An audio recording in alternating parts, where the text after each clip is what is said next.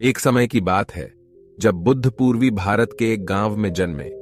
उनके पिता राजा शुद्धोधन ने उन्हें राजमहल में पाला और उनके द्वारा बनाए गए सभी आनंदों और सुखों से भरे जीवन की प्राप्ति की उम्मीद की। लेकिन गौतम बुद्ध के मन में दिन पर दिन एक सवाल था, क्या ये सब मानव जीवन की सार्थकता है?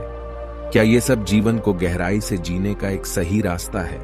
युवा गौतम बुद्ध ने अपने दिल की बात अपने पिता को समझाई, परंतु उनके पिता ने उन्हें उस समय के नियमों और परंपराओं के बारे में शिक्षा दी, जिससे उन्हें एक राजा के रूप में आचरण करना सीखा गया। गौतम बुद्ध ने राजमहल के आनंदों का अनुभव किया, परंतु उनके मन की उसी प्रश्न का समाधान नहीं हो सका। उन्हें अपने अंतरंग मंदिर में गहरे विचारों में खो जाने का मन किया। एक रात गौतम बुद्ध को अंतरंगता में जगाने वाली एक घटना ने उन्हें नई दिशा में ले जाया। रात के अंधकार में उन्होंने अपने शरीर को राजमहल से बाहर निकलने का निर्णय लिया। उन्होंने जागरूकता और ज्ञान की प्राप्ति के लिए अपने आप को संसार के अधिकांश मानवों से अलग कर दिया। इसके पश्चात गौतम बुद्ध ने ध्यान और तपस्या के माध्यम से एक नई आध्यात्मिक उच्चता तक अपना सफर शुरू किया। बुद्ध ने देखा कि मानव जीवन में दुख और दुख की वजह क्या होती है और इससे कैसे मुक्ति प्राप्त की जा सकती है। वे शिक्षा देते और लोगों की सेवा करते रहे।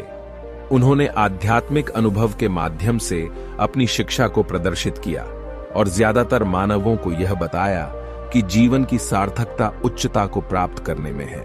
एक दिन गौतम बुद्ध एक छोटे से गांव में जा रहे थे, जहां उनकी संतान मिश्री नामक एक छोटी सी लड़की रहती थी।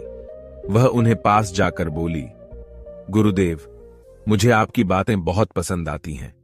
मुझे भी अपना लक्ष्य चुनना है, पर मैं समझ नहीं पा रही हूं कि मैं कौन सा लक्ष्य चुनूं। कृपया मेरी मदद करें।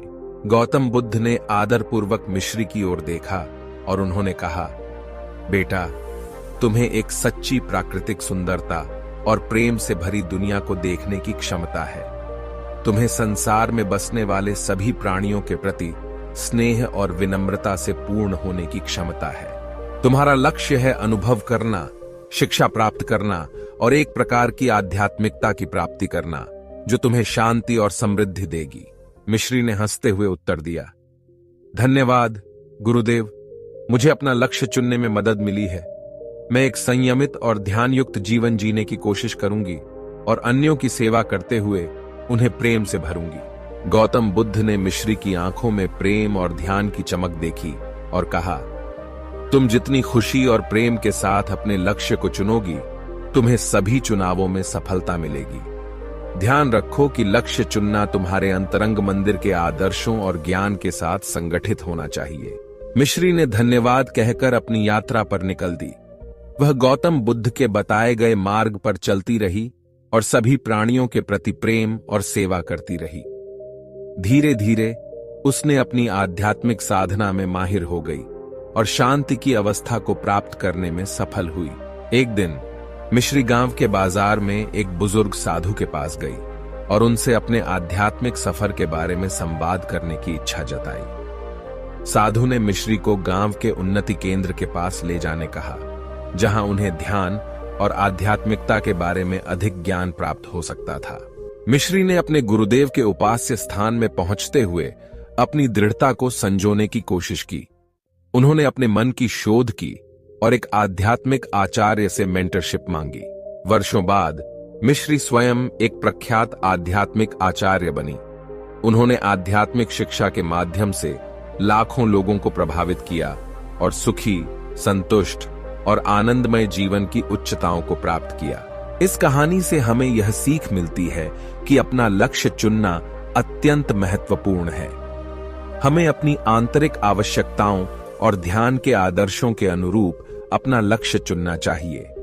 जब हम एक सही लक्ष्य का चयन करते हैं तो हमारा जीवन उद्दीप्त हो जाता है और हम संसार में उपयोगी बनते हैं। इसके अलावा हमें यह भी समझना चाहिए कि हमारे लक्ष्य के अवलंबन में हमें स्वतंत्रता और निर्धारितता बनाए रखनी चाहिए। हमें अपने लक्ष्य की ओर प्रगति करते हुए बाधाओं का सामना करना पड़ सकता है, परंतु हमें अपनी निर्धारितता और संकल्प को मजबूती से बनाए रखना चाहिए। गौतम बुद्ध की यह कहानी हमें यह दिखाती है कि अपने लक्ष्य का चयन करने में कोई असमर्थता नहीं होती है।